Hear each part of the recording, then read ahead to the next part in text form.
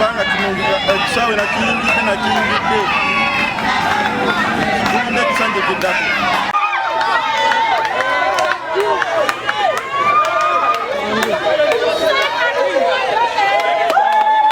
Basi Mujumba Nasamba avuye ku 39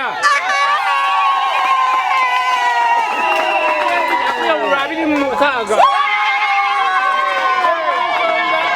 nangirira basi Mujumba chairman wa Lusiti amani omulonde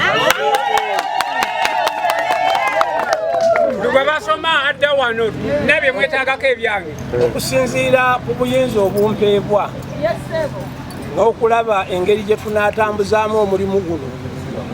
Eno ye kabinenti yange Vice Chairman Bisaso Nakabaale,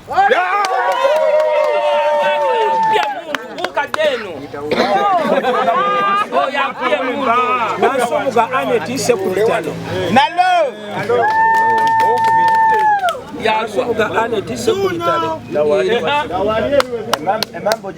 information nkyakyesigaliriza Sima David candidate abadde yesimbeewo eno situ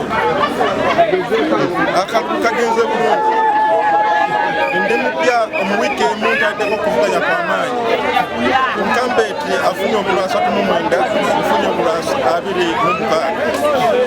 si babiri entandiko eyo simbi naye ate oli omukulu kubanga abadde nkambeti ayina amaanyi gakozeseza ag'enjawulo amalala naye okuvuganya kubaddewo akawulidde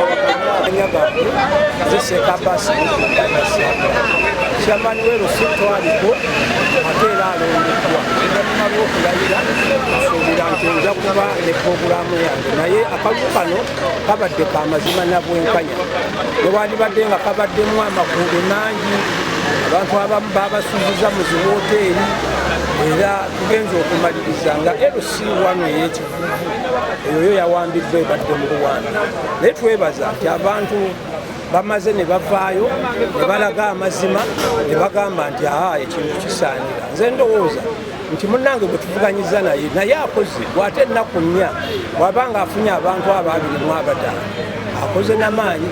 So mugamba nti omuzannyo gwe muzannyo, omuswayiri aga nti soka ni soka, agume akyali muto ajja kudda mu mbeera endala.